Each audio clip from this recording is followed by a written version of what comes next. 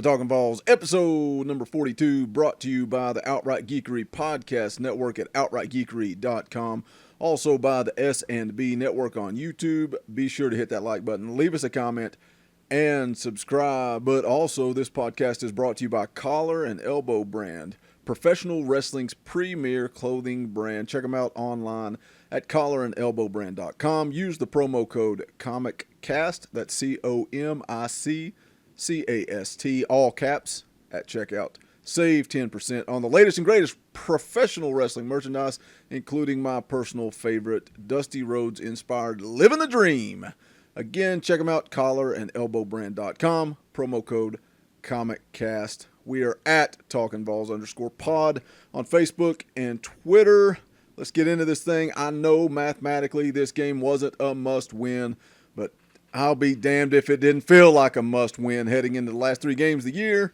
Vols win, huge game over number 11 ranked Kentucky. Now we just got to find a way to win one over Missouri or Vanderbilt, and let's go bowling. My name is Boogie Bentley. My Vols JP. That was the longest intro in the history of podcasting. Our main is MIA. Again, we've gone ahead and taken full measures.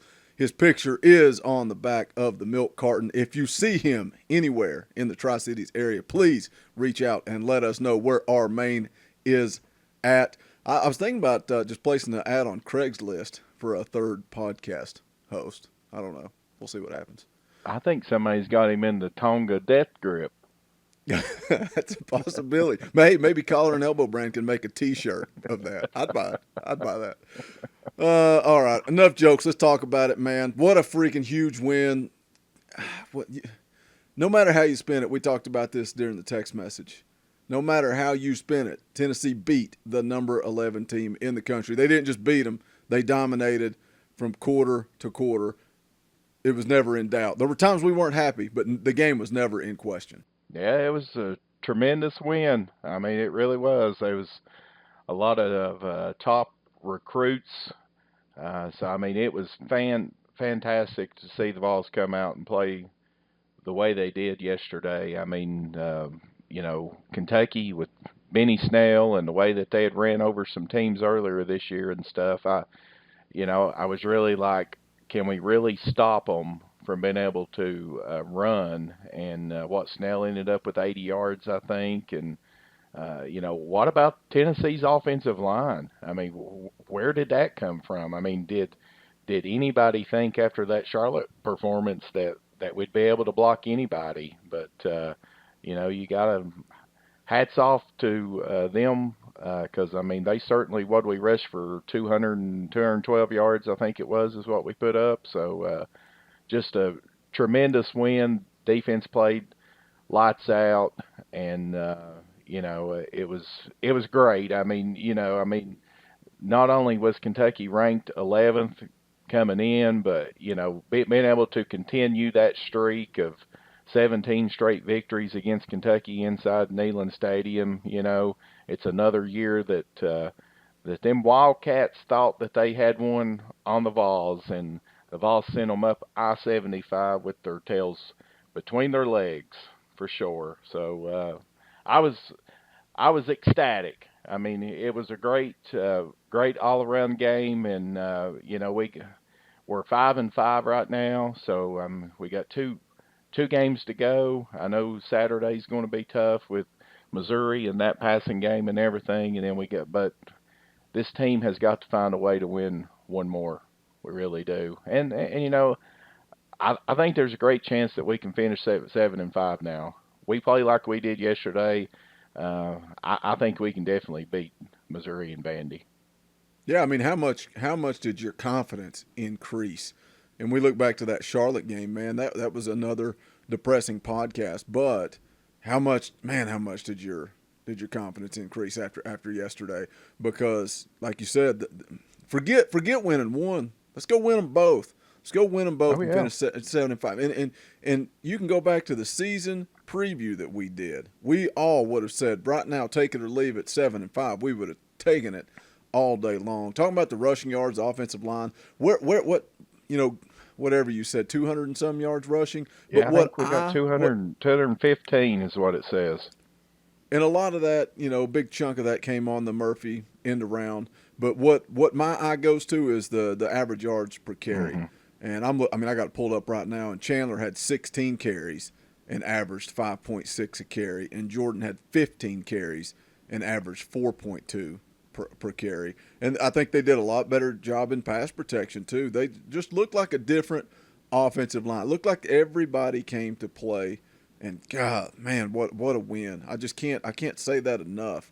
How big of a win it was, and the defense just a dominant performance all day long. Even when Tennessee got up 24-0, Kentucky. I guess when Kentucky scored and it was 24-7, and the offense started turning, they couldn't put the game away. We were. Gosh, how nervous were you in that late third, early fourth quarter? I mean, Well, I know. you were never comfortable. No. But no matter what happened, the offense turning the ball over, the defense found a way all day long to get it done.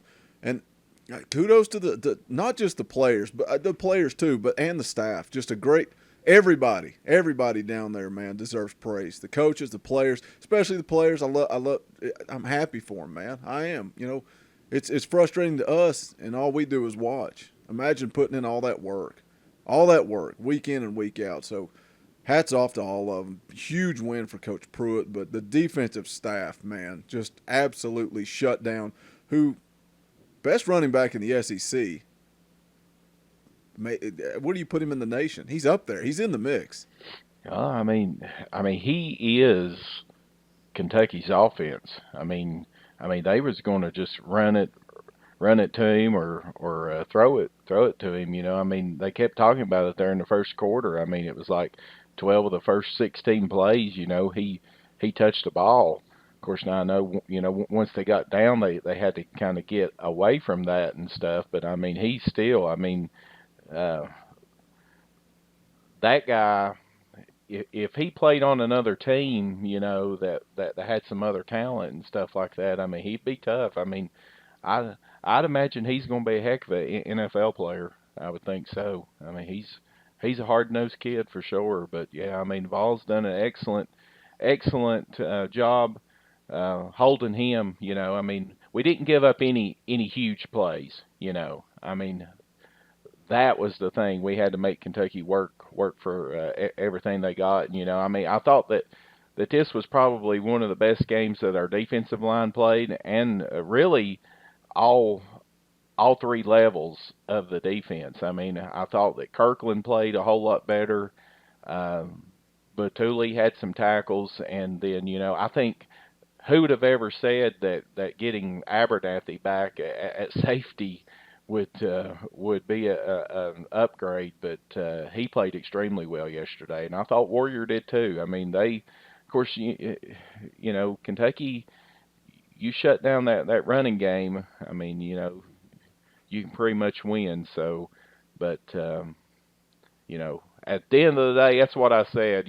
Kentucky is still Kentucky, but they were ranked 11th, and they beat some good teams this year, and they played hard, and so I'm not going to take anything away from it at all.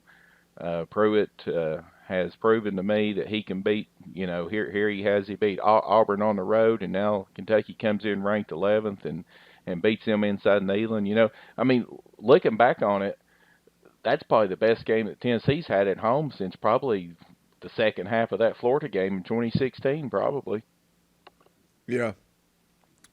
I mean, from beginning to end, just a dominant performance. How many Kentucky fans are pissed? Oh, I'm sure. Look, they're looking at that now. What, 17 straight wins against Kentucky and Neyland? 36 years or 34 years. They were talking about back-to-back wins. Kentucky hadn't done that since 1977. Those fans were just looking. They couldn't wait to get to Neyland. I heard there was a lot of blue in Neyland Stadium, and then just to get dominated. How about Darrell Taylor? And this is another conversation we had in the text, but we got to address it on the podcast. How does that guy have, what is it now, 7 sacks? He ended the game with seven tackles, 4 sacks, and a forced fumble. How do you have 7 sacks in 2 games? and 0 sacks in the rest of the I games. know, It makes no I sense. know. Absolutely amazing. It doesn't make a lick of sense. I mean, it honestly doesn't. It's crazy, but he came up big yesterday, for sure. And I mean, I thought, like I said earlier, I mean, I think the whole defensive line. I mean, Shy Tuttle and Alexis Johnson and even Emmett Gooden. When he was in there and Bain. I mean, they were they were pushing Kentucky's linemen back, and that's something that we've not seen a whole lot of. And I was actually shocked and surprised because I mean Kentucky had a pretty decent offensive line, so it was I think that what Tracy Rocker's been able to do with those defensive linemen down there has been really good. You got to have the Jimmies and Joes. It's something we always harp on this podcast. How much confidence do you have now, this far in? And I know we've been down at times this season. We have, but it's hard to watch Tennessee struggle. But overall picture, how much confidence do you have that Pruitt is the guy? That he is the guy? If he can get some talent down there, what can Tennessee do in the SEC East? I mean, I'm all in at this point. I mean, I am. I mean, I believe that we got us a football coach. I think that what excites me about Pruitt is that he understands and knows what it takes to win at a high level in the Southeastern Conference. I mean, you have to realize, I mean, he's been on 5 coaching staffs that's won national championships.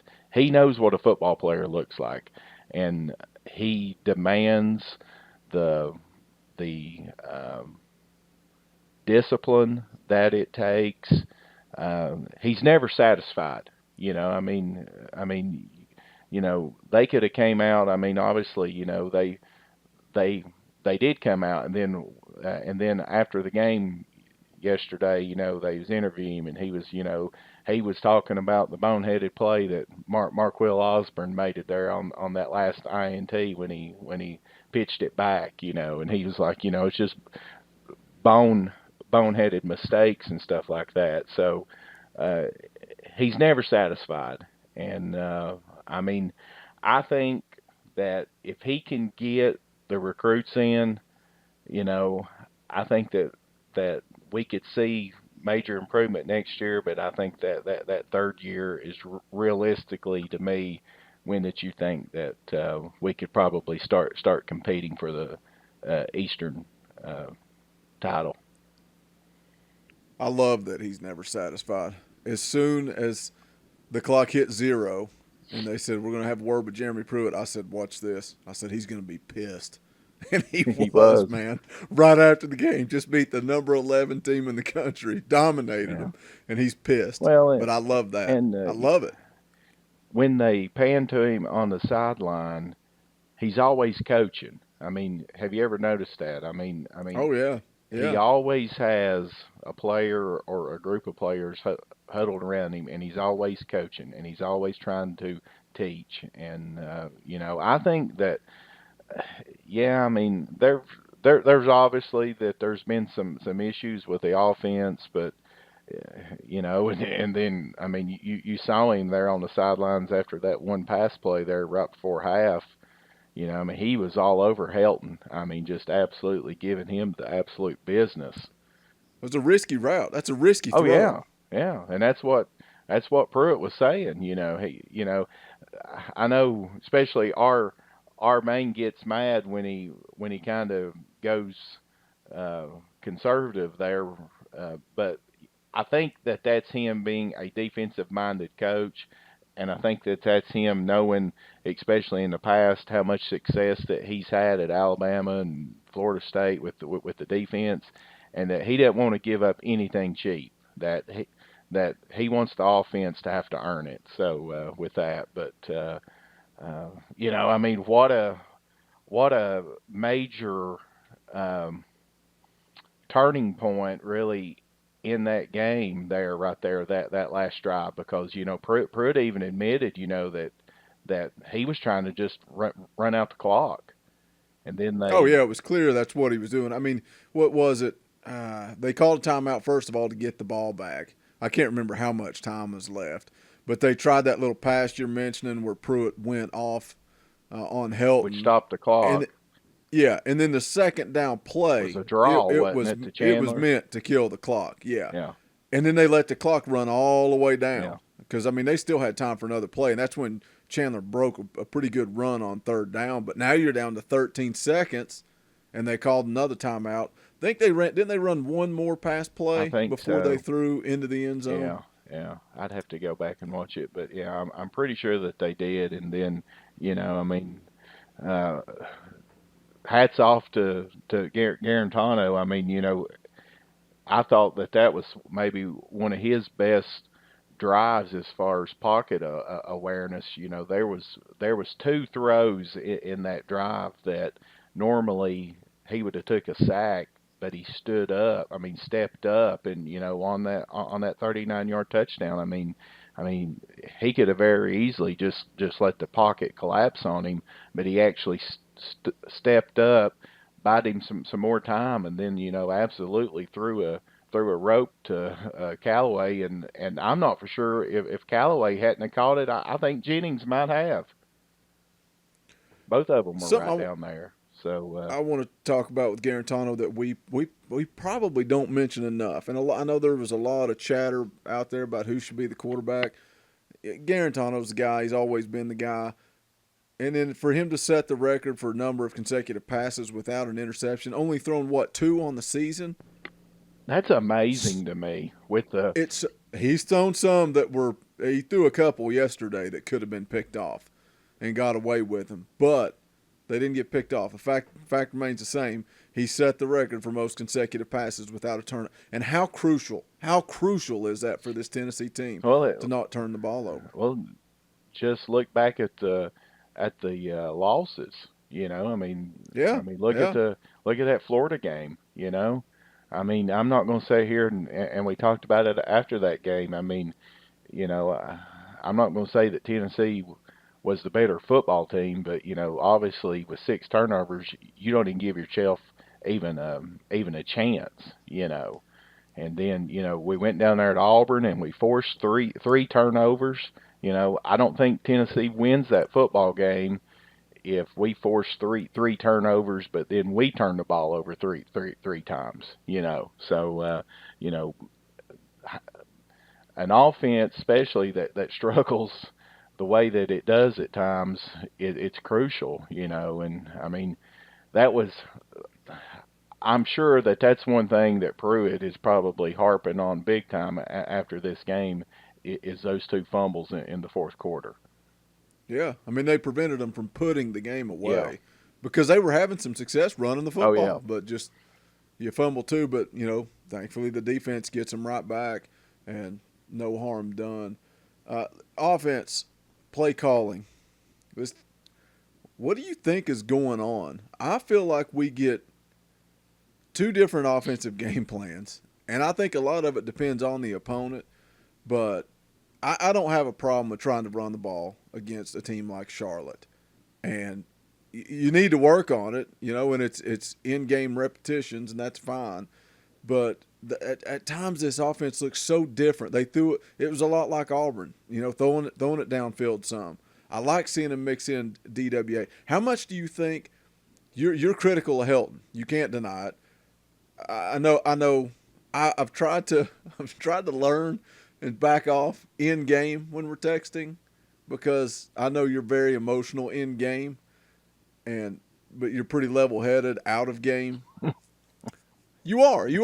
It's a different JP. I used to laugh when we used to go to the gym together because Saturday we'd be ready to kill each other, and then Monday at the gym we'd be sitting in the sauna, and I'm like, well, you're saying the same exact crap I was saying Saturday afternoon.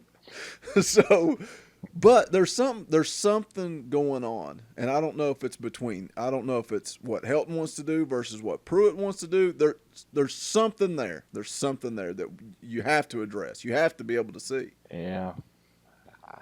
I mean, I don't know what it is, but there's definitely something. There's people that have some ends to that program have even hinted, that there's several folks that have their hands involved on the offense. So I don't know. It'll be interesting to see. I think that's probably one coaching position that will be interesting to look at and see what happens at the end of this year. And see, and we were talking about it yesterday. I'm not for changing coaches. I think that keeping the continuity and everything like that is important. And, I think with the offensive line struggles this year, I don't think that you can really give Helton a fair,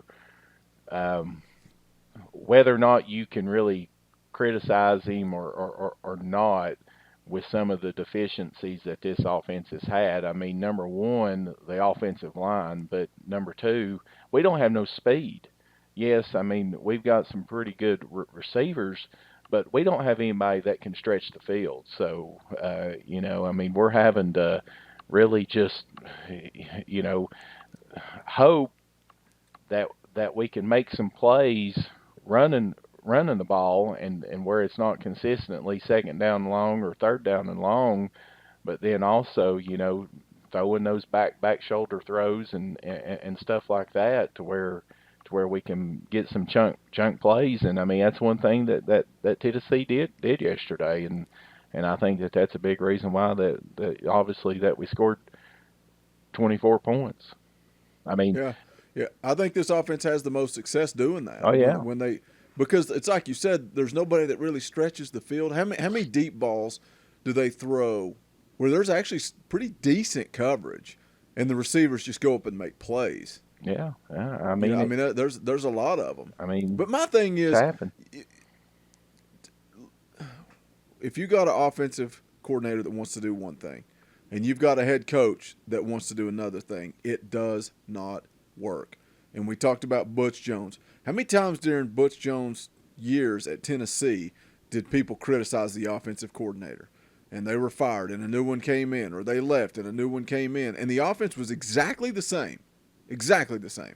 So whose fault is that? That's on Butch Jones. That's Butch Jones and Butch Jones's offense. It's not, you know what I mean? Oh yeah. So Pruitt, best defensive coordinator in the country? Maybe, you think? Well, he's definitely shown that he is good at calling defense and stuff, but look what he's done with Tennessee. Well, Alabama's Alabama. Maybe I could call defensive plays at Alabama. That's kind of what I was getting at there. But look what he's done with Tennessee. Oh, yeah. Look what he did yesterday. Absolutely phenomenal game plan. So that's my thing is, man, just let Helton do his thing and see what happens. And I know you're the head guy and it all starts with you, but it's I just don't want us to be looking several years down the road and on a second or third offensive coordinator and it just being more of the same. Well, that's all I'm saying. I think once and hopefully that we get some offensive linemen in there that can physically impose their will on some folks. I think that's the kind of offense that Pruitt's after. He wants the same model that Alabama's got and what Georgia's got now. That's the kind of offense that he wants. And personally, to me, in college football, I think that's what'll win it for you. And I'm all for that. And we've mentioned time and time again on this podcast, you got to run the horses. You can't. We don't have that yet. Tennessee can't run the ball like that yet.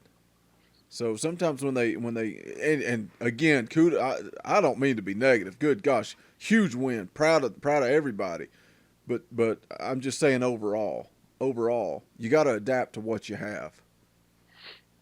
Yeah, and I think that that we have done that to a sense because that's why that you're seeing some of those back shoulder throws, and that's why you've seen them coach them to go up and high point to football and you know those type of things like that, because you know that's our advantage. You know, that's what we can do well. So you know, one thing that we didn't see a whole lot of yesterday was more of those, you know, sideline passes, you know, out in the flats or whatever, like we did against South Carolina and stuff like that. But um, I think it really dictates, you know, obviously what the defense is giving us. Yeah. But Yeah. Well. you know, and you know, speaking of Pruitt again and what kind of coach, I mean, just look at Marquell Osborne. I mean, he couldn't do nothing last couple of years, and then he got in that first game of the season against West Virginia, and that one play there, like in the fourth quarter, and I mean, I don't know what he was doing that play. I mean, the guy was completely lost, and I mean, it was just a horrible play. And I mean, the guy gets 2 interceptions yesterday, and and that last one was a great play. He broke on that ball and just stepped right in front of it, and I'm sitting there thinking, you know, somebody has been coaching this kid up. Yep. And you know, I mean that's the thing about Osborne. You know, he was a top 100 recruit. I mean, he was a 4-star, but you know, um, I think that goes a lot of that goes back to how they say Pruitt holds his practices, is that it's not just the first string that gets the reps. You know, he builds depth by getting, you know, his second string and his third stringers reps as well. And they said, you know, obviously that's something that Butch Jones didn't do, because we all seen that when somebody got injured, next man up, you know, they didn't have a next man. So with that, so you know, I'm excited for Pruitt.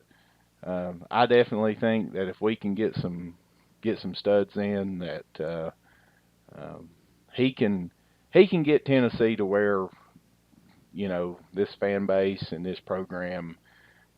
You know, I'm not going to sit here and say that he's going to win a national championship, because who knows what, you know. I mean, there's a lot of luck that goes into that, but I definitely think that he's got the mentality and the blueprint to be able to get this program back to where we're competing for the East. Yeah, I mean, I think so. I think so too. I mean, it's like you said, he coaches people up. Osborne, not just the 2 picks. I mean, the 2 picks are huge. I thought he played good. I mean, I saw him a lot on Saturday making plays. Uh, Well, that and you know, I mean, like we were talking about earlier with Abernathy and Warrior. I mean, that was some of the best tackling that I'd seen from our secondary as well. You know, I thought that they tackled well. I mean, they was several times there that they were able to tackle the wide receiver, you know, short of the first down marker and stuff like that. And how many times have you seen us run up there and whiff, and the running back or the wide receiver get a first down because of our poor tackling and everything? yeah, and another thing that I was pleased with was you got a quarterback that can make some plays with his feet, and I thought all day long they set the edge. Mm-hmm. Everybody on the outside stayed home. There were a lot of plays that were going to the outside that Tennessee forced back inside Yep. and stuffed Yep. all day long, and that's something that discipline. It's disciplined football. Yep. Yeah. I mean, And they're I mean, definitely. I I'm mean, there's no doubt about it. I mean, I know that Charlotte game, but you know, it was obvious that offense, for whatever reason, that they didn't come to play.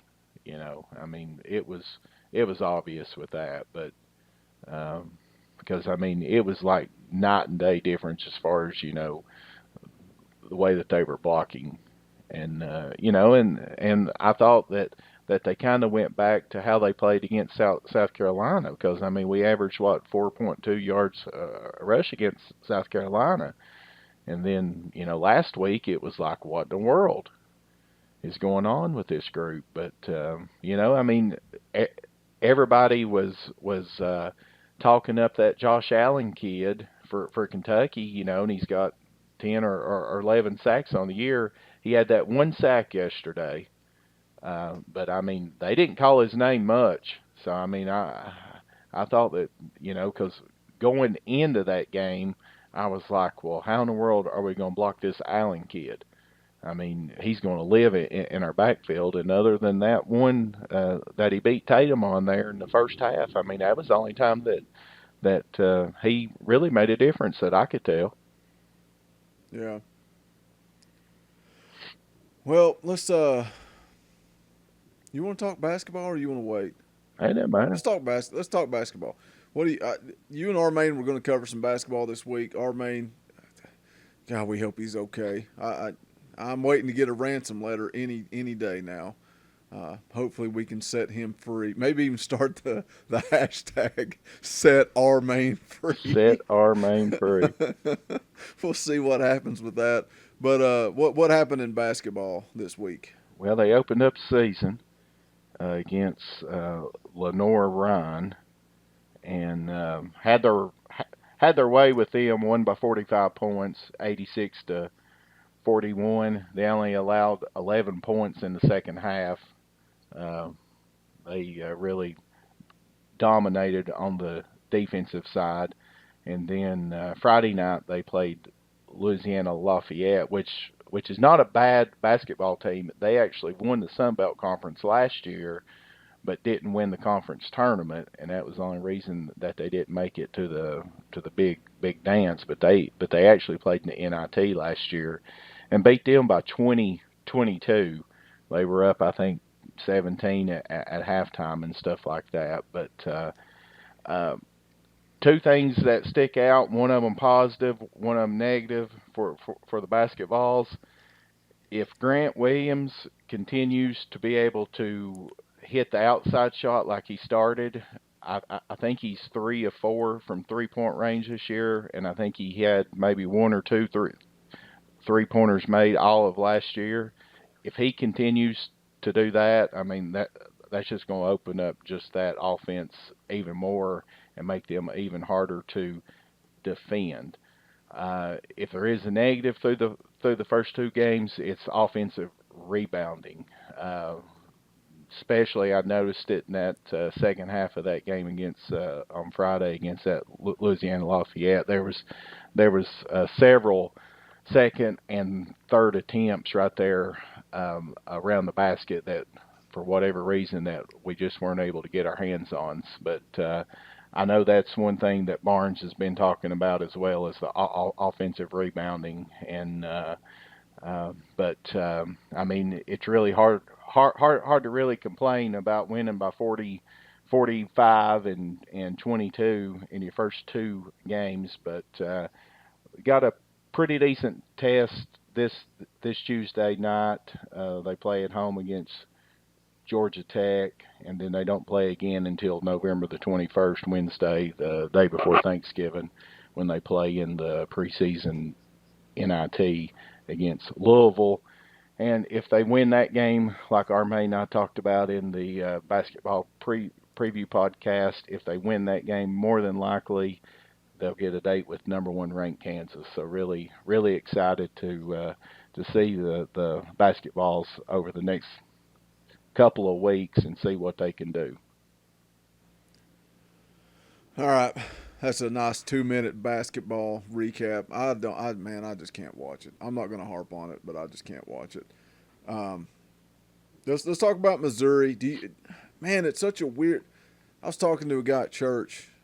Well, it was last night. We were doing the basketball draft, and we were talking about. He's a big Georgia fan, and we were talking about the SEC, and it's just so crazy. It's a crazy year for the SEC. It's basically Alabama and everybody else, and I guess Alabama take a couple notches down Georgia and everybody else. But when you look at Missouri and the teams that they've played, I mean, it's just hard to get a feel on what to expect. You know, obviously they're going to sling the rock. Drew Lock, good quarterback, but they should have beat Kentucky, honestly.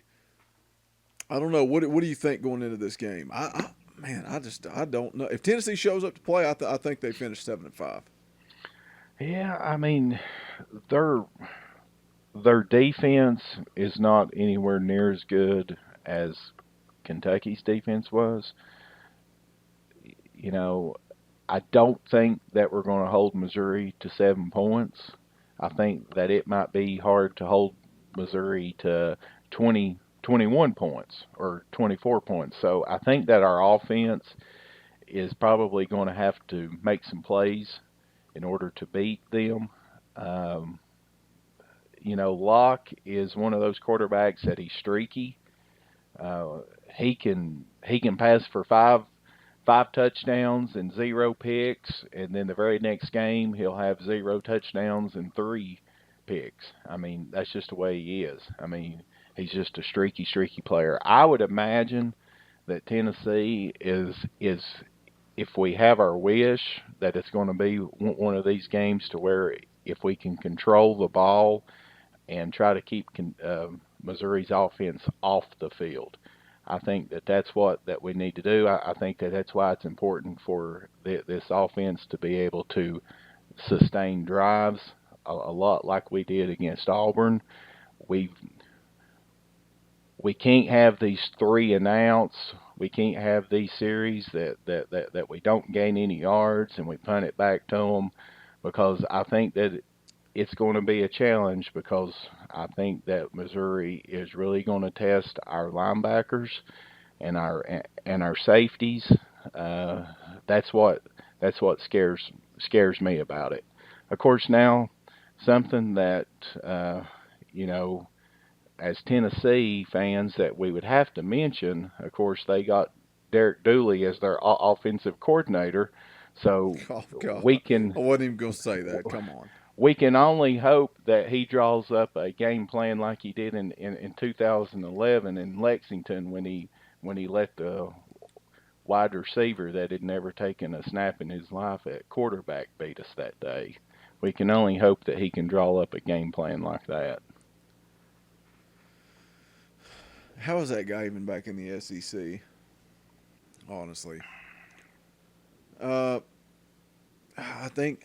I mean, I agree with everything you said. I think Tennessee. I think controlling the clock, controlling the football. Don't turn the ball over. I mean, it's all, no nonsense, common sense stuff here. But just don't turn the football over. I think that the defense needs to find a way to put some points on the board. Defense or special teams. I keep waiting. Obviously the punt return for a touchdown against Charlotte. I mean, otherwise you're looking at a 7-3 football game. But in one of these SEC games, I want to see a pick six or something like that. Defense making plays. I think that's key. But I feel confident. I feel confident especially after watching the Kentucky Missouri game or seeing bits and pieces of it. I think Tennessee can find a way to get it done.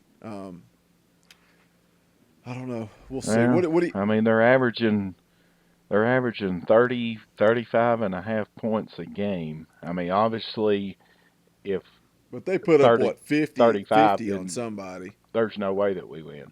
There's no way.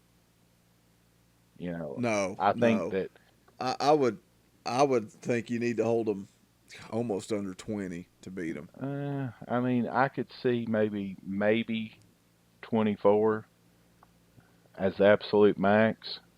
I think with that, but because I don't think that their defense is as good as Kentucky's was, and obviously it's not as good as Florida and Georgia. But I don't know. I mean that's what scares me about Locke is he's so streaky. And I mean, one thing that I think would be huge is if we could have another performance by Darrell Taylor like we did Saturday. Yes. That's going to be key. Is can this defense get consistent pressure? Because if we don't get any pressure on Locke, I mean he could pick his team apart for sure. But one thing that I meant to mention, and I know we was talking about about Missouri, but let's talk about that Lonte Taylor. I know that he's been kicked out of two games for targeting, but one thing that I've always learned watching football, if you've got a cornerback on your team and their name is not called much throughout the day, then usually that means that they are locking down the receivers that they're on. And I'm telling you what, I think that Taylor is going to be a stud for us. I mean, they don't even throw his way.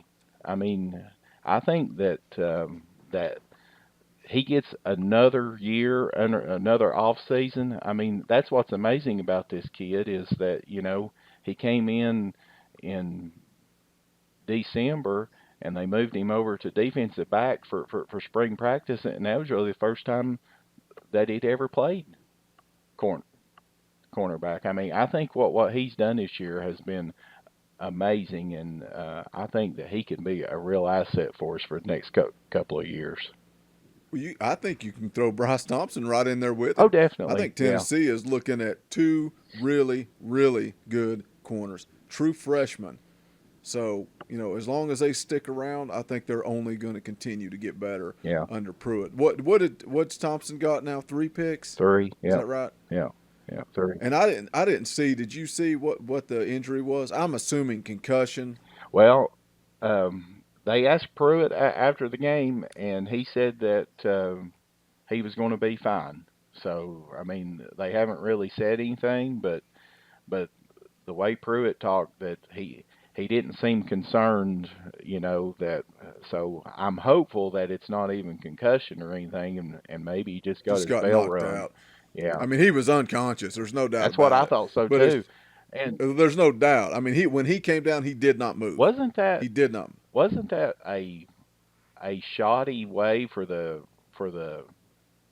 SEC network? I mean, I thought it was extremely tasteless. The way they came back.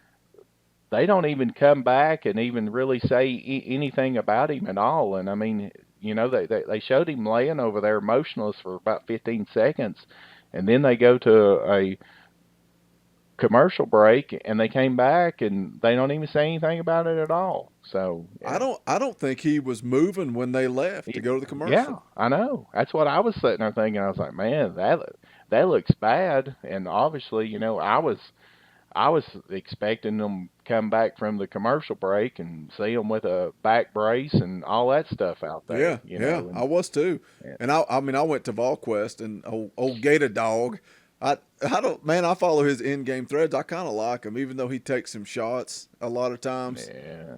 Like every time Richmond gets a false start, he just says Richmond. That's all he says, and you know what it is. But that's where I found out. He said he walked off slow and was in the tent. And, I thought the coverage on the SEC network was terrible. Yeah. I just thought it was classless, man. It's because you got a kid. It looked like when they went to commercial, we're texting. We're like, man, that could be bad. Yeah. It's like you said, I was waiting to come back in a neck brace and them to cart him off. Mm-hmm. And when they're out there getting ready to take the next snap, I thought, okay, well, he must be okay if that's what's going on. Yeah. But back to what you're saying. Yeah, I think Tennessee has 2 very, very special corners for the future. And especially it's even more impressive that they're true freshmen. Yeah. And one other thing about important this week, supposedly that Flowers is coming back from that broken collarbone, I think, that he had. I think that'd be key to get him back to help that safety rotation and everything as well. Because he was dressed, wasn't he dressed this week, but didn't play? Yeah. Because it's obvious that Kentucky was even picking on Balin Buchanan. That poor boy. Shoot, it was all day. Yeah. And I almost wonder if they had come in with a different game plan, if they'd had a little more success. I'm not saying they beat Tennessee. I'm just saying maybe they'd had a little more success. Pruitt had their number. So I'm glad that they didn't. But I think that this will definitely be a bigger test for the defense this week. I mean, I just think that Missouri's not just a one-trick pony like Kentucky was, and I think that it's definitely going to be more of a challenge for this defense to step up and be able to not only stop the pass but the run as well. So be a big-time challenge for sure. But I just hope that Tennessee comes out with the same intensity that they came out yesterday against the Wildcats. if I ask you straight up who has a better defense, Tennessee or Kentucky, who would you say? The better defense. Yep. I mean, I thought Tennessee's defense played pretty dang good yesterday. I don't know. I don't think that we got a player like that Josh Allen kid, but you know, Scheme wise, I think that overall talent.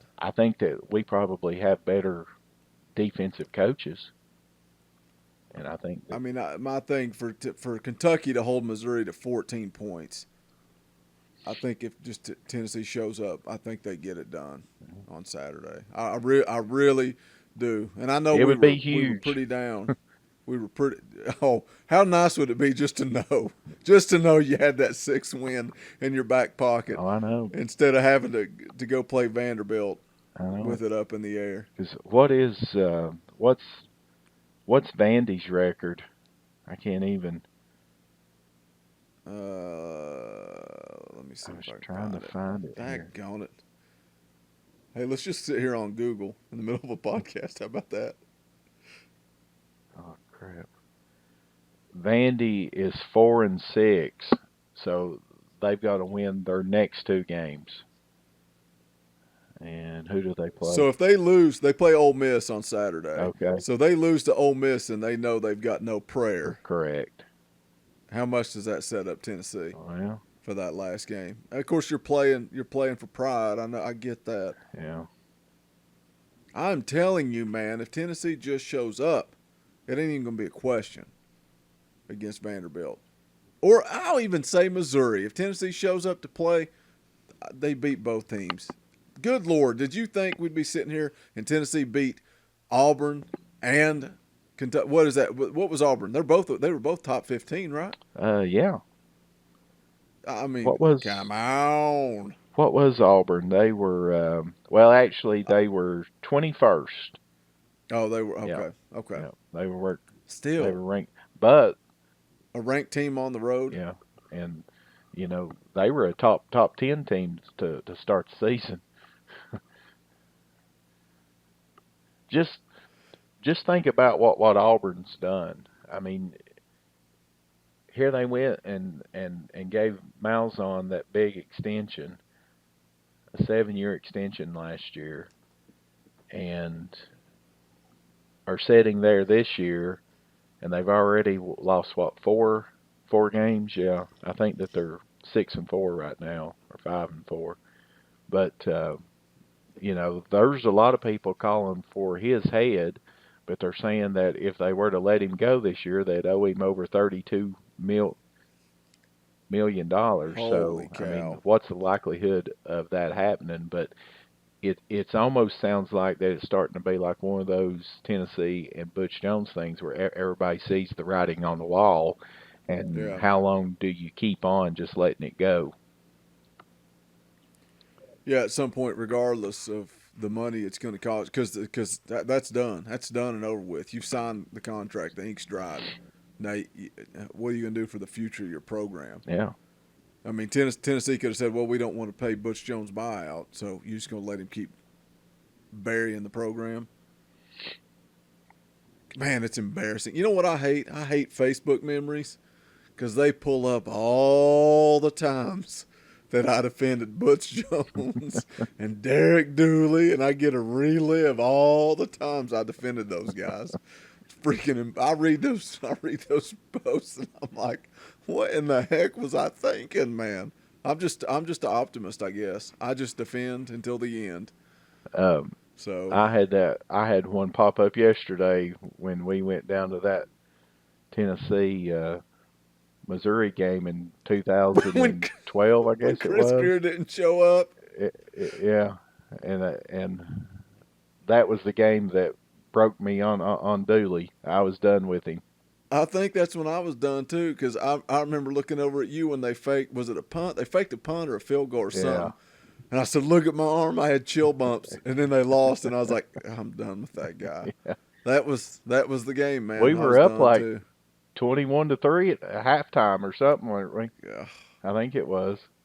It's so funny because I had a Facebook memory pop up from that too, and it said something about tailgating. I can't remember. It's something about tailgating, and it said, "If anybody sees Chris Greer, tell him I have his ticket."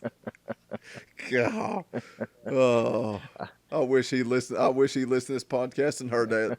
Chris, if you heard that, let me know, buddy. I highly doubt it. I'll never forget after that game. We were walking back to the car, and they was some Missouri fans there at their car or something. I mean, they were like going like just ecstatic, and I heard they were saying, "We never win against a team like this. We never win a game like this." And I was Oh sitting there God, thinking, God Almighty, how many times we left Neyland Stadium like that though? more often than not, especially the Oh last ten years. yeah, yeah. It's been rough. There's been There's been more than once that I've been walking out of that stadium saying I'm done and I'll never be back. No, Yeah, you never, never. I remember one particular car ride after a Vanderbilt game that Brandy finally had enough. She's like, "You guys just need to shut up." oh Oh Lord. man, we had some good times when we had season tickets together, but we also had some long car rides home. Yeah, Oh, about got you in a fight with that Auburn lady that time. you about got me in a fight with an Alabama fan one time too. I don't know what my deal is. I think Good you just times. say it just loud enough that they hear it, but they can't tell who said it. Dude, Ashley, my wife never gets mad at Man, anybody. she She was looked at that Auburn woman and said, "Best thing for you to do is just sit down and shut your mouth." I was like, "Oh God, this ain't gonna end well." I've never, but really an Auburn fan talking trash to us about Alabama. yeah, It's like, what do you pull for the Red Sox and the Yankees both yeah, too? Come really. on, Oh people are goodness. stupid. Too funny. Well, let's we'll wrap this thing up. Uh, we missed our main this week. In all seriousness, we're giving him a hard time, but he putting his house on the market tomorrow and had stuff going on, so he couldn't be a part of the podcast. But I sent him a text and said, "What's your pick for Missouri?" And all he sent back was, "I don't have a pick." Thanks for the effort. Let's move on. I'll go first. I'm full of piss and vinegar and confidence. I'm going to say Tennessee finds a way to get it done. I hope that Helton continues to throw the ball around. I think that's where Tennessee has the most success. Throw some on first down. When they mix in play action, I wish they would continue it. I feel like DWA is on the verge of a big time game, and I know he had the touchdown, and I think he made a big catch on a third down, like Hmm. 3rd and 4, something like that. I think he is on the verge, man. And there's a couple times I've seen him and Wolf both open, and Garantano doesn't see him. But man, I think he's on the verge of a big game. I think Tennessee finds a way to get it done. I'm going to say Tennessee 27, Missouri 21. 27-21.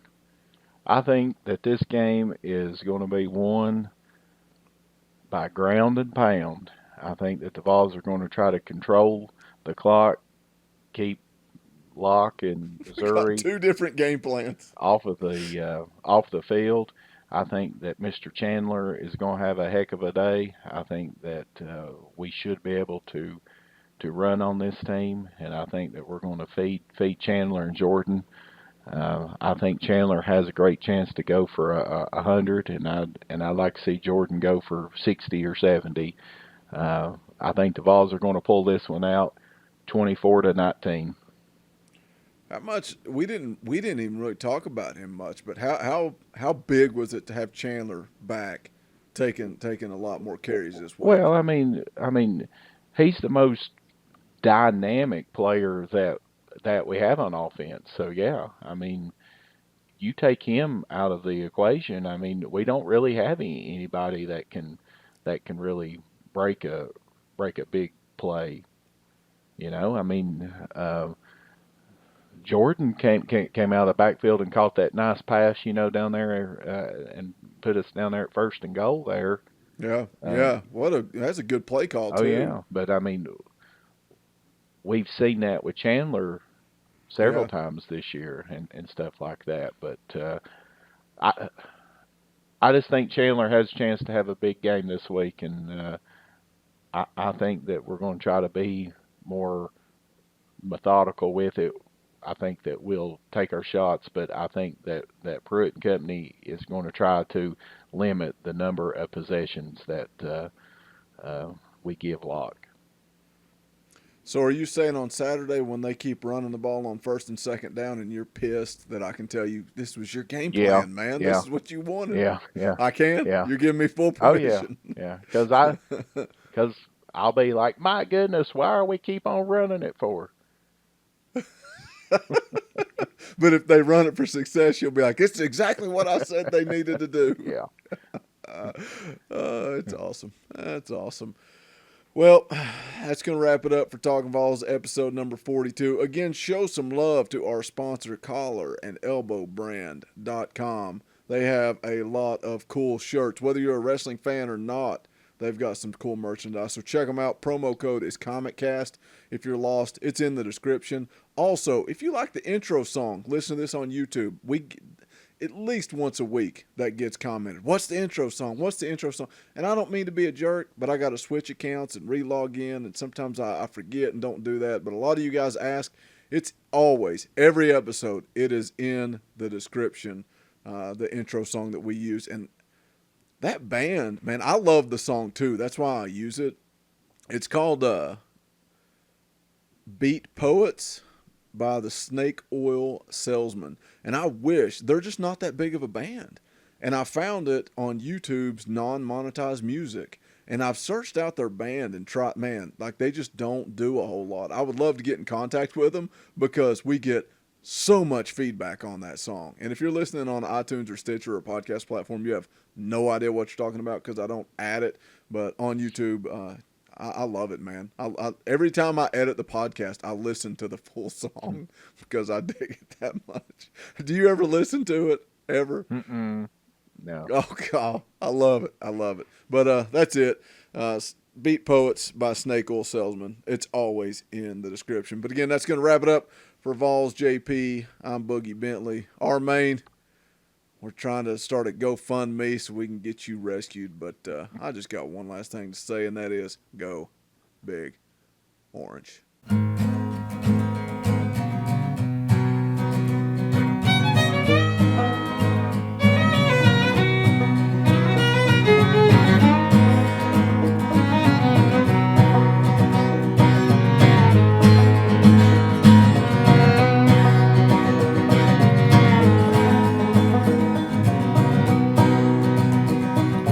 Jack Kerouac, he drank himself to death in New England, and I'd like to take his hand and say, Jack, man, it's okay. Now he's gone, and we're left to move on without him. Songs howl like being poets at an arcade, soaking moonlit falls on broken past this inundated orb that we call home. And it's night and I'm alone and I'm alive.